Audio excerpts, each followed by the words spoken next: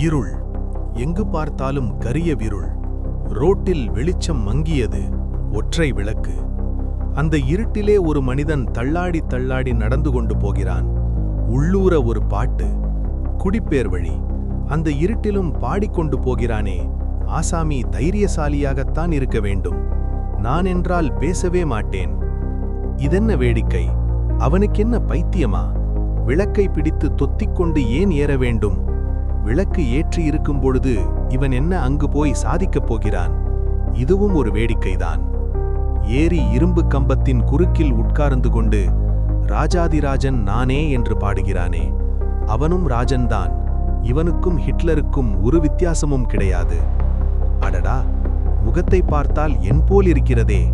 நான் தான் அவன். இதென்ன வேடிக்கை? முகத்தை பார்த்தால் எனக்கு இரட்டை சகோதரன் மாதிரி இருக்கிறான். எங்கே வந்து சொத்தில் உரிமை கேட்கப் போகிறானோ? விளக்கெல்லாம் அணைந்து விட்டதே. இதென்ன அதிசயம்? ஏன் விளக்கு அணைய வேண்டும்? இரவு பூராவும் எரிவதென்றால் முனிசிபாலிட்டியாருக்கு குடிமுழுகிவிடும் போலிருக்கிறது. அந்த இருட்டில் பாதையின் திருப்பத்திலிருந்து இன்னொரு உருவம் வருகிறது. ஏன் இப்படி நடக்க வேண்டும்?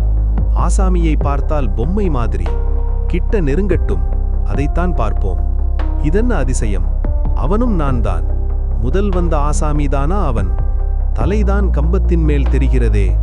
எனக்கு பைத்தியமா? அல்லது பிரம்மாவிற்குத்தான் பைத்தியம் பிடித்து விட்டதா? அல்லது பிரம்மாவிற்கு நான் சொத்து சுகம் வைத்துக் கொண்டிருப்பதில் பொறாமையா? அந்த எனக்கு ஏன் பயம் போட்டு ஆட்ட வேண்டும்? இரண்டு பிரதிபிம்பங்கள். இயற்கையின் கூத்தா அல்லது பைத்தியக்கார ஆஸ்பத்திரியா? இரவில் இன்னொரு உருவம் அதற்கு பின் ஒளிந்து கொண்டு வருகிறது. அவனாவது வேறு மாதிரியாக இருக்க வேண்டும். இரண்டாவது ஆசாமியை நெருங்குகிறானே.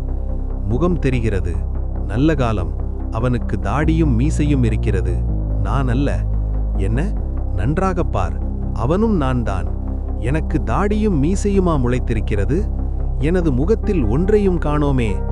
முகத்தையும் கண்ணையும் பார்த்தால் என்ன பயமாக இருக்கிறது. மூன்று பேரும் நான் தானா? அல்லது எல்லாம் நானே என்ற முக்தியை அடைந்து விட்டேனா? தாடியுடைய என் கையில் என்ன மின்னுகிறது? கத்தி. முன் செல்லும் எனக்கு பின் வந்த இரண்டாவது நான் ஏன் பதுங்கி பதுங்கி செல்ல வேண்டும்? முதல் நான் எங்கே? ஆமாம், அவன் குஷியாக கம்பத்தின் மீது பாட்டு பாடுகிறான். நெருங்கிவிட்டான். ஐயோ, கொல்கிறானே. மூன்றும் என் குரல். எல்லாம் இருள். ஒன்றையும் காணோம். விழித்தேன். பக்கத்தில் எனது நண்பன். என்ன பகலில் என்ன தூக்கம் என்று முதுகை தட்டிக் கொண்டிருந்தான். எதிரே எழுதுகோல், காகிதம் இத்தியாதி. துப்பறியும் நாவல் எழுதுவது என்றால் லேசா? தூக்கு தண்டனை இல்லாமல் ஆட்களை கொல்ல வேண்டும். பிறகு துப்பறிவோனாக கண்டுபிடிக்க வேண்டும். அப்பப்பா, அந்த தொழில் நமக்கு வேண்டாம். மானுடன் ஓடிக்கொண்டு நாயுடன் துரத்த என்னால் முடியாது.